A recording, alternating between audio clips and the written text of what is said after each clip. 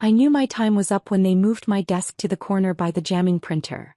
A silent message that I was now barely part of the team. I'm Melody Hughes, and for 6 years, I was the unseen force behind Crescent Technologies' legal compliance. Officially, I was a senior compliance coordinator. Unofficially, I built the entire system that kept us out of court.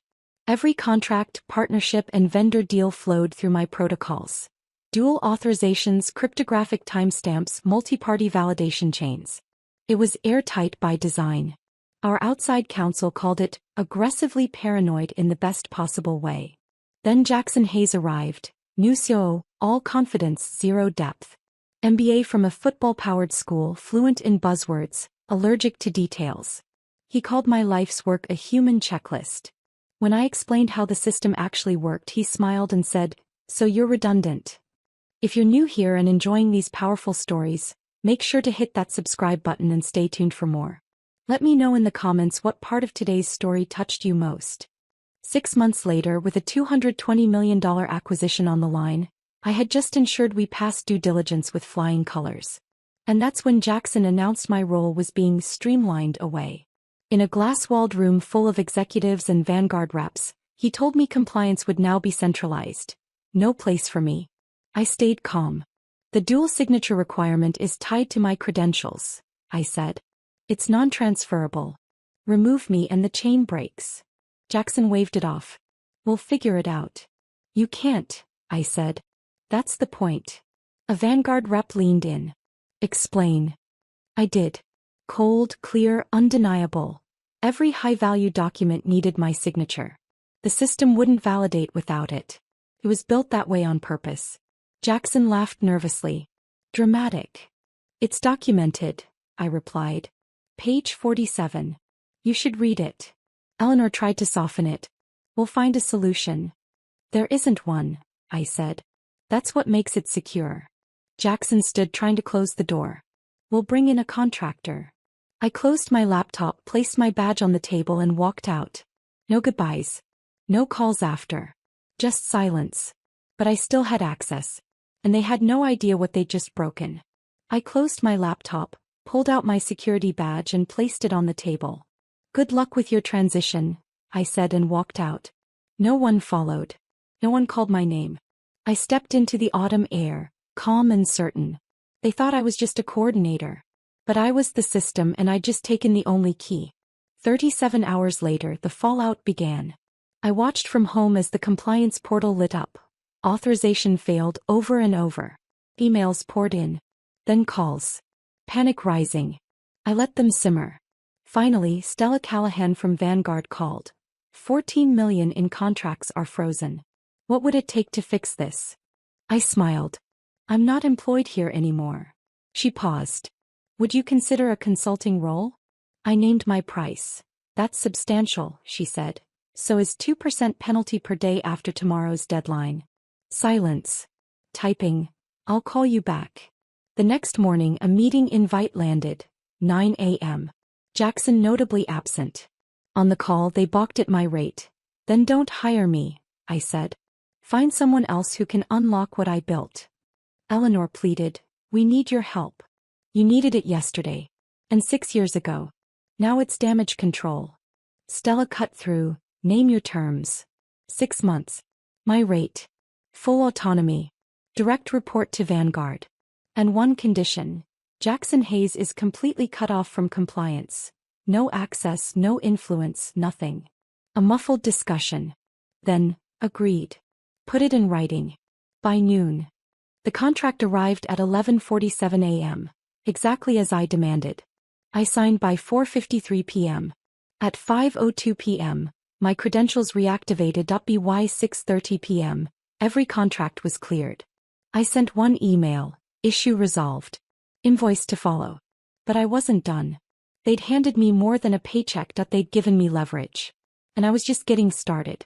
For 3 weeks I played the quiet consultant, authorizing, advising, observing, and watching Jackson. He celebrated my exit like a victory, then charged ahead, rushing deals, bypassing reviews, ignoring red flags. I documented everything. Every violation. Every risk. A meticulous file of his recklessness. Not for revenge. For protection. Because I knew one thing he didn't. Rules exist for a reason. Pendleton Industries was a mid-sized manufacturing firm that Vanguard wanted to fold into Crescent's supply chain. Nothing massive, about $40 million in total valuation, but complicated. Lots of environmental compliance requirements, union contracts, equipment certifications. The kind of acquisition that requires careful legal review. Jackson wanted it done in 3 weeks. The legal team estimated 6 months minimum. 6 months is unacceptable, Jackson declared in a meeting I'd been invited to observe. We need to move fast. Strike while the iron's hot. If we wait 6 months, someone else will snatch them up. Eleanor, to her credit, tried to push back. Jackson, there are regulatory hurdles here. Environmental assessments alone will take. I don't care about environmental assessments, Jackson interrupted. I care about our. We're doing this in 3 weeks. I stayed silent, taking notes. Over the next 2 weeks, I watched Jackson systematically dismantle every safety protocol we had. He pressured the legal team to expedite reviews, which meant skimming documents instead of reading them. He authorized preliminary payments before the due diligence was complete. He signed off on environmental certifications that hadn't been verified. And then he made his critical mistake. Buried in the Pendleton contracts, deep in the appendices that nobody reads, was a clause about hazardous materials disposal. Pendleton had been storing industrial solvents on site, and as part of the acquisition, Crescent would inherit responsibility for proper disposal. Except the disposal hadn't happened. The solvents were still there. 15,000 gallons of industrial waste that should have been handled by a certified disposal company years ago. The cost to properly dispose of it? Somewhere between $2 and $3 million. The clause specified that the acquiring company would assume all remediation costs. I found it on a Tuesday. By Wednesday, I'd verified the details with 3 separate sources. By Thursday, I'd compiled a report showing that Jackson had signed off on the acquisition without flagging the issue. On Friday, I scheduled a meeting with Stella Callahan. We have a problem, I said. Stella looked up from her laptop. We were meeting in person now in Vanguard's downtown offices. She'd started treating me less like a contractor and more like an actual member of her team. What kind of problem? I slid a folder across the conference table. The Pendleton acquisition. She opened it, started reading. I watched her expression shift from mild interest to concern to something approaching panic. This says we're inheriting environmental cleanup costs. Correct. Jackson approved this? He signed off on the entire contract package. His signature is on page 83. Stella flipped to the page. There was Jackson Hayes, Chief Operating Officer, authorizing the acquisition with full knowledge of all contractual obligations. Except he hadn't read it. I knew he hadn't read it because the document showed no revision history, no comments, no track changes. He'd opened the file, scrolled to the signature line and clicked approve. How much are we talking? Stella asked. Conservative estimate? $2.4 million. Could go higher depending on the inspection results. Stella closed the folder. Took a deep breath. Does Jackson know? I informed him yesterday via email. He responded, and I quote, "Environmental stuff is always overblown, we'll handle it later." You have that email? I pulled out my phone, opened my email app and showed her the thread. Stella read it twice. Then she stood up. Wait here. She left the room. I could hear her on the phone in the hallway, voice low and intense. She was on the call for 7 minutes.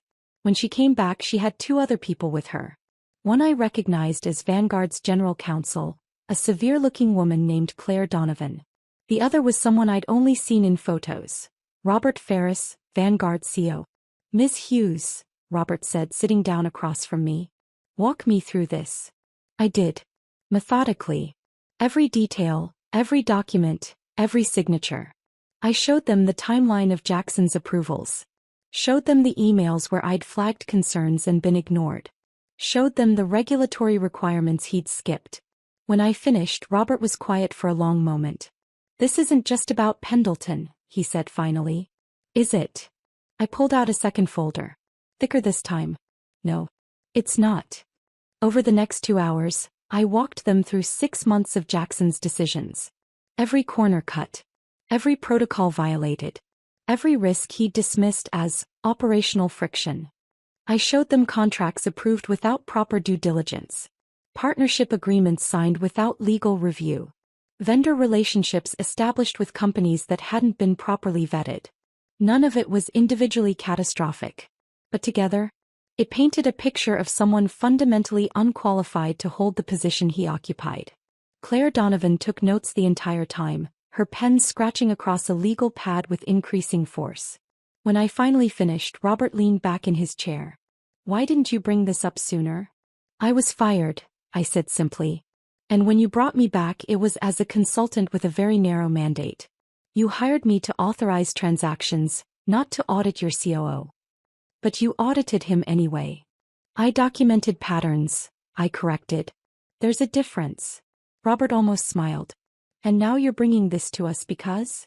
Because Pendleton is going to explode. And when it does, Jackson is going to blame everyone except himself. I'd prefer not to be collateral damage." Claire looked up from her notes. "You're protecting yourself."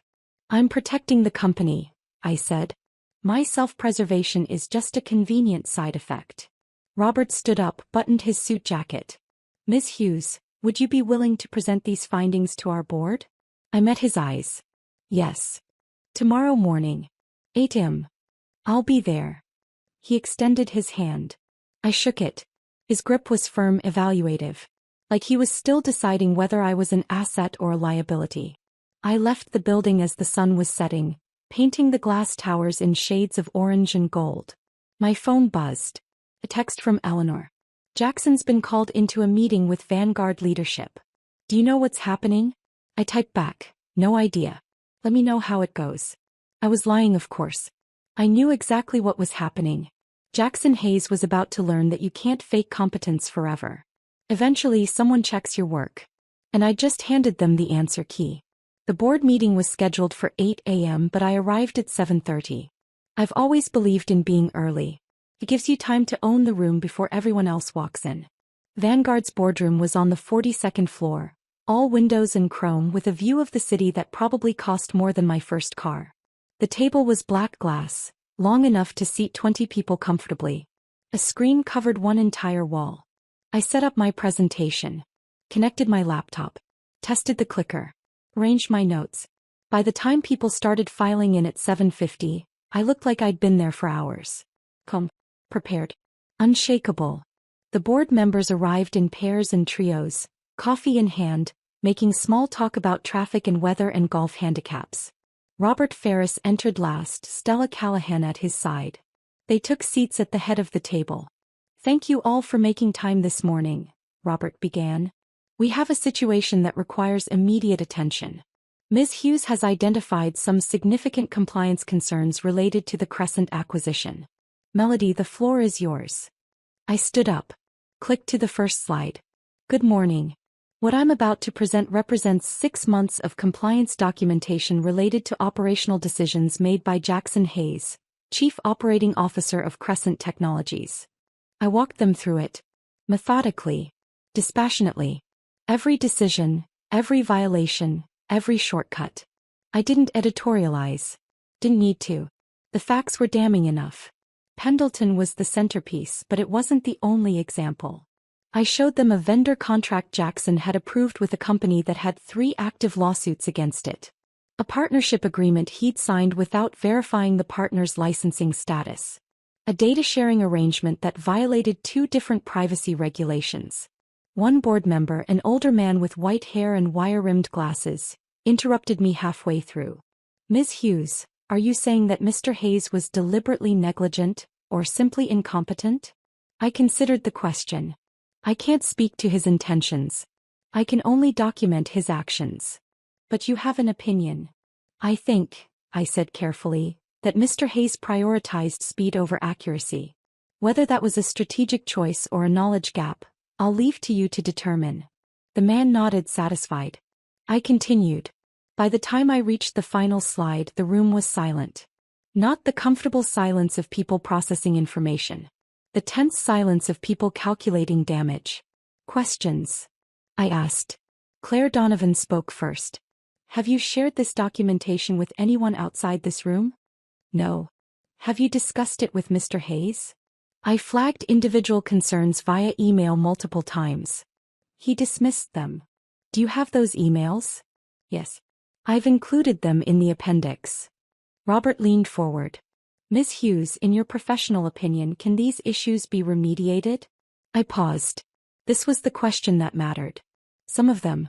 Pendleton will require immediate action and significant financial outlay. The vendor contract can be terminated with proper notice. The privacy violations are more complicated, but manageable if we act quickly. The bigger issue is systemic. These aren't isolated mistakes. They represent a pattern of decision-making that creates ongoing risk. Meaning as long as Jackson Hayes is making operational decisions, this will continue happening. Robert sat back. Looked at Stella. Looked at Claire. Some kind of silent communication passed between them. Thank you, Ms. Hughes, Robert said. This is extremely valuable information. Would you be available for follow-up questions this afternoon? Of course. We'll be in touch. I packed up my laptop, collected my notes, and left the boardroom. As I waited for the elevator, I could hear raised voices behind the closed door. Muffled but intense. The elevator arrived. I stepped in. As the doors closed, I caught a glimpse of Jackson Hayes stepping off the opposite elevator, wearing his usual confident smile, completely unaware that he was walking into his own execution. I didn't see Jackson again for 3 days. But I heard about it. According to Eleanor, who called me that evening, the board meeting with Jackson lasted 4 hours. He'd walked in expecting a routine operational update. Instead, he'd been confronted with my documentation, my evidence, my timeline of his failures. He tried to defend himself, Eleanor told me, voice strained. Kept saying you had a grudge, that you were sabotaging him because of your termination. And what did they say? They asked him to explain each decision on its own merits, without reference to you at all. I could imagine how that went. Jackson trying to spin contracts he hadn't read, decisions he didn't remember making, protocols he didn't understand. How did it end? Eleanor was quiet for a moment. He's on administrative leave pending a full review. Administrative leave. The corporate equivalent of solitary confinement. It meant he was barred from the office, locked out of his email, cut off from all operational decisions. He was still technically employed, still technically the COO, but functionally neutered. How's he taking it? Not well. He's hired a lawyer. Talking about wrongful treatment, hostile work environment. He's threatening to sue. Let him. Melody. Eleanor's voice held a warning. He's naming you specifically. Says you engineered this whole thing to get revenge. I took a sip of tea. It had gone cold. He's not entirely wrong. What? I didn't engineer anything, I clarified. I just documented what was already there. If Jackson had done his job competently, there wouldn't be anything to document. Eleanor sighed. You've put us in an impossible position. No, I corrected. Jackson put you in an impossible position. I'm just the one holding up the mirror. We talked for a few more minutes, but the conversation was strained. Eleanor was caught in the middle, trying to be loyal to both me and the institution she served. It wasn't a comfortable place to be. After we hung up, I sat in my office for a long time, watching the city lights flicker on as darkness fell. I didn't feel victorious. I felt tired. And maybe a little sad. Because the truth is, I hadn't wanted this. I hadn't wanted to spend months building a case against someone. Hadn't wanted to become the person who destroyed a career, even one as undeserved as Jackson's. What I'd wanted was to do my job. To build good systems. To keep the company safe. To be valued for the work I did instead of dismissed as a human checklist. But Jackson had made that impossible. And when someone makes it impossible for you to do your job with integrity, you have 2 choices. Let them win or make sure they lose. I chose option 2. My phone buzzed. A text from Stella Callahan. Board wants to extend your consulting contract. Can we schedule a call tomorrow? I typed back, 9 a.m. works. Then I closed my laptop and went to bed. The review took 6 weeks. 6 weeks of interviews, document analysis, and depositions that felt more like archaeological digs. They brought in an outside firm to conduct the investigation, a third-party group that specialized in corporate governance failures. I sat for 3 separate interviews, each one lasting multiple hours. They asked about my relationship with Jackson, about the timeline of events, about every email and every decision I'd documented.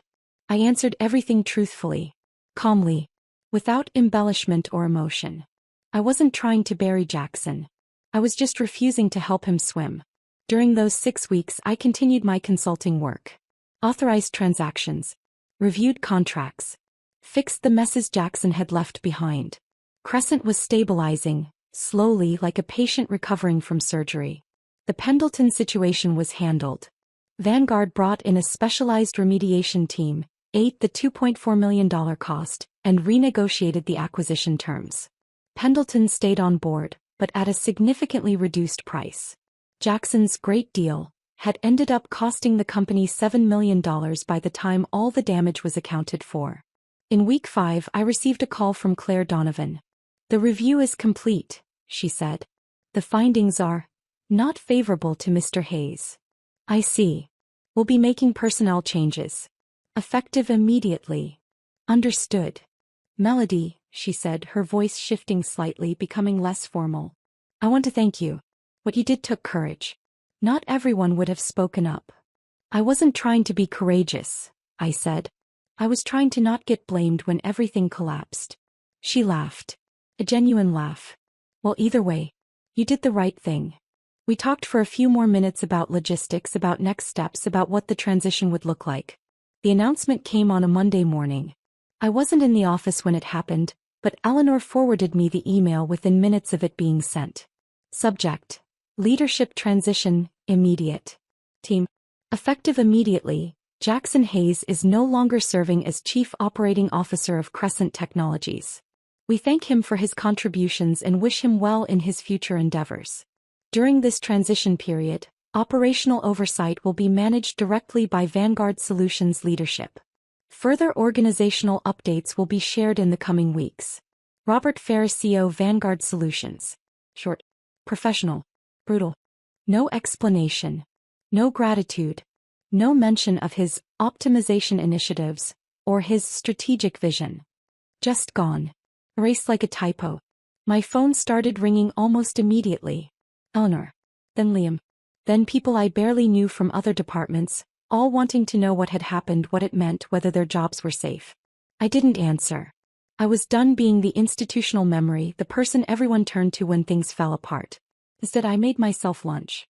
A nice salad with grilled chicken and a homemade vinaigrette. I ate it slowly at my kitchen table, watching birds at the feeder outside my window. Around 2 p.m. I received another email. This one from Robert Ferris directly. Subject: meeting request. Melody: I'd like to discuss a more permanent arrangement. Are you available tomorrow at 10 a.m.? In person if possible. Robert. I stared at the email for a long moment. Then I replied, "I'm available. See you then." The meeting was back in the 42nd floor boardroom, but this time it was just the three of us. Robert, Stella, and me. "Thank you for coming," Robert began, gesturing for me to sit. "I'll get straight to the point. We'd like to offer you a position. Not as a consultant. As a permanent member of the Vanguard team." I kept my expression neutral. "What position?" "Vice President of Compliance and Regulatory Affairs. You'd oversee compliance across all of Vanguard's portfolio companies, build unified standards, create the kind of frameworks you built at Crescent. Except this time, you'd have the authority and resources to do it properly." Stella slid a folder across the table. I opened it. The offer letter was comprehensive. Salary significantly higher than what I'd been making at Crescent. Stock options. Full benefits. A team of 8 people reporting directly to me. And there in the third paragraph, direct report to CEO. Independent authority over all compliance decisions. "You'd be untouchable," Robert said, reading my expression. "No COO, no operational director, no one gets to override your decisions. If you say something's a compliance risk, it stops. Period." I looked up from the document. "Why me?" "Because you're the only person in this entire disaster who saw the problems coming and tried to stop them," Stella said. "Because you built systems that actually worked. Because when we needed someone to tell us the truth, even when it was ugly, you did it." Robert leaned forward. "Because you're not afraid to be the villain when it matters." I smiled slightly at that. "Is that what I am? The villain?" To Jackson Hayes probably, Robert said. To us, you're the person who prevented a much bigger catastrophe. That's worth something. I looked back down at the offer letter. Read through the terms again. It was everything I'd wanted 6 months ago. 40. Respect. The ability to do the work without being undermined at every turn. But there was something else. Something that had changed in the past few months. I'll need to make some modifications, I said. Robert raised an eyebrow. Such as? I want veto power over executive appointments in any company where I'm overseeing compliance. If you're bringing in a new COO, CFO, any C-suite position that touches operational or financial decisions, I get to review their history first. That's unusual, Stella said. So is inheriting a $2 million environmental cleanup because someone didn't read a contract, I countered. Robert glanced at Stella. He shrugged. He turned back to me. Agreed. What else? I want quarterly presentations to the board. Direct access. No filtering through executive leadership. If I see systemic issues, I want the ability to raise them without going through layers of management that might have a vested interest in burying them. Also agreed, Robert said. Anything else? I thought about it. About the last 6 years. About being invisible, being dismissed, being treated like a sentient filing cabinet. About walking out of that glass-walled conference room with nothing but my dignity and a plan. I want it in writing that my compliance assessments can't be overridden for business reasons. If I flag something as non-compliant, it doesn't move forward. Not for a big deal, not for an important client, not because someone thinks they're clever enough to manage the risk. Robert extended his hand. You've got yourself a deal. I shook it. This time his grip felt different. Not evaluative. Respectful.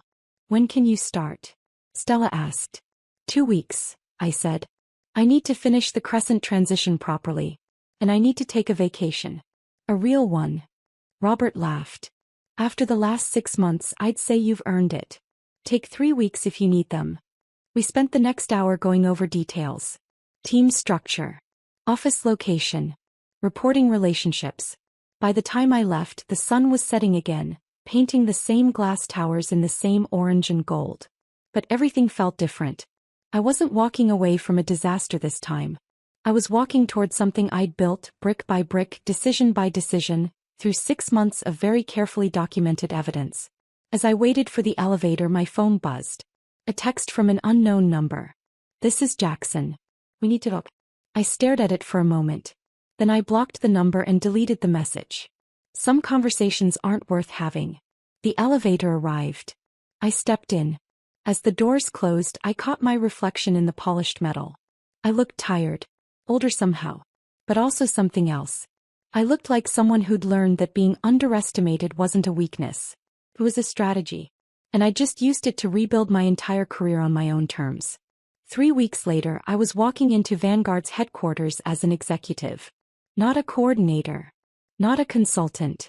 An actual vice president with an office that had windows and a door that closed and my name on a placard that spelled everything correctly. My team was already assembled. 8 compliance specialists, each one handpicked, each one someone who understood that rules weren't obstacles to be circumvented but foundations that kept buildings from collapsing. We had our first team meeting on my second day. I'd prepared a presentation about frameworks and protocols and systematic approaches to risk management. But when I stood up in front of them, I found myself saying something different. I'm not here to make your jobs harder, I began. I'm here to make sure that when you identify a problem, people listen. No more being told you're being too cautious.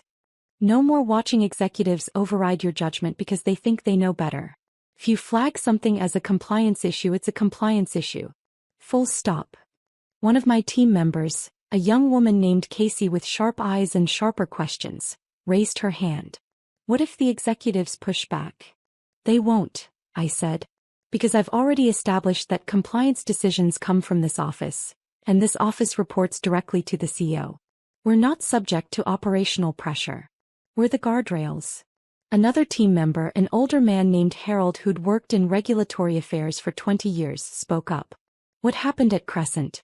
Everyone's heard rumors, but nobody knows the actual story. I considered how to answer that. Considered spinning it into something professional and sanitized. Instead, I told them the truth.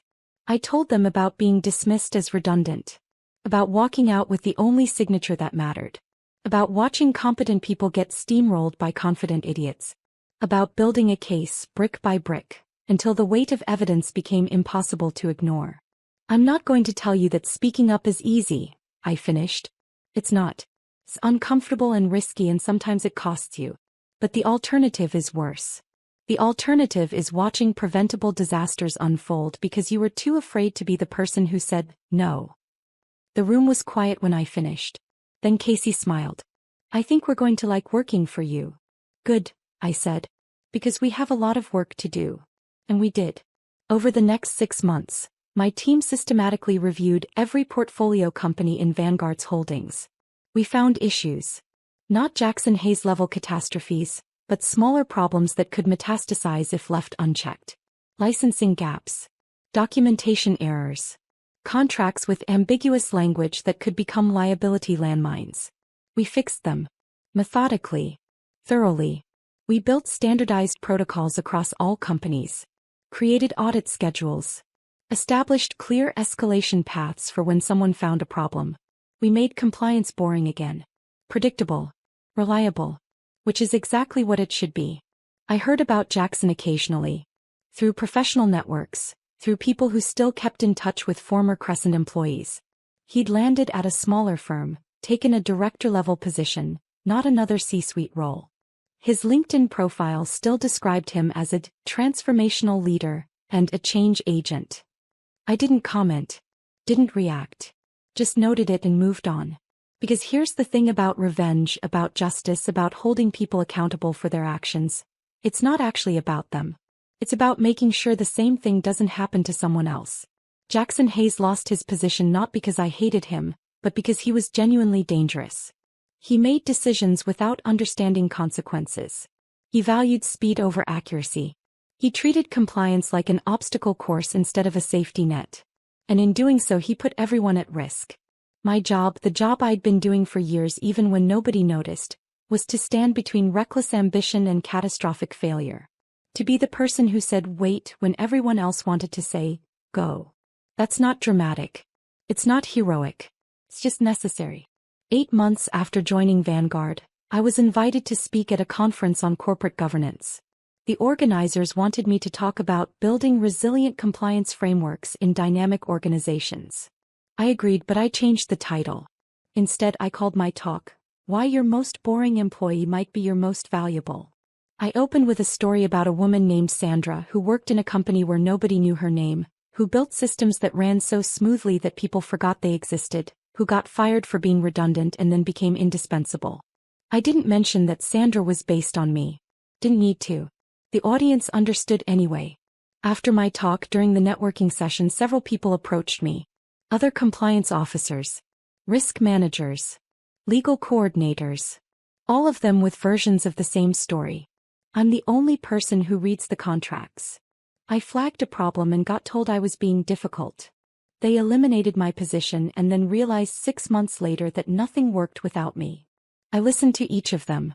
Gave them my card. Told them to reach out if they ever needed advice or support or just someone who understood. Because that's the other thing about being the person who prevents disasters. It's lonely. You're fighting battles most people don't see. Protecting against threats that never materialize because you stopped them. There's no parade for the crisis that didn't happen. But there is something else. There's the quiet satisfaction of knowing that somewhere, in some company, a contract is being properly reviewed. A regulation is being followed. A risk is being managed.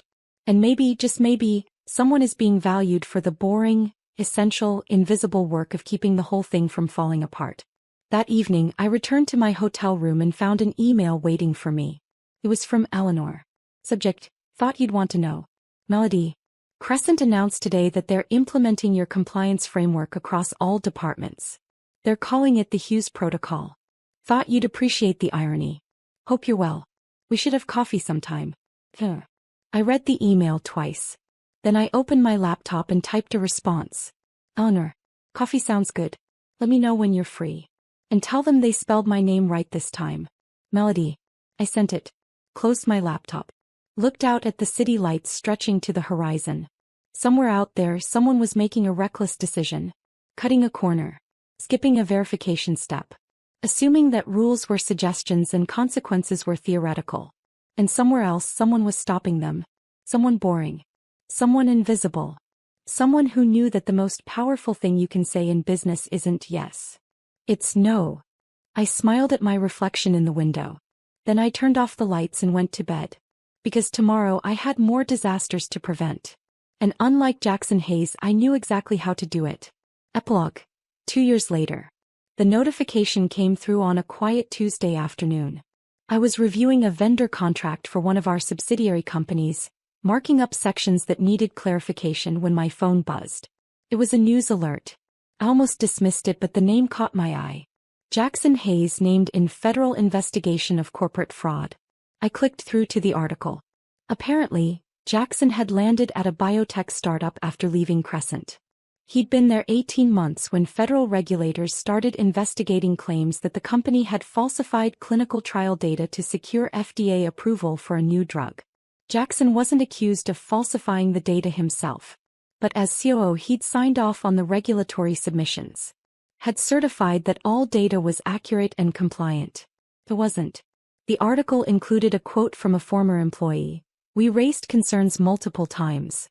We were told we were being too cautious, that we needed to trust the process. Anyone who pushed back too hard was let go." I read the article 3 times.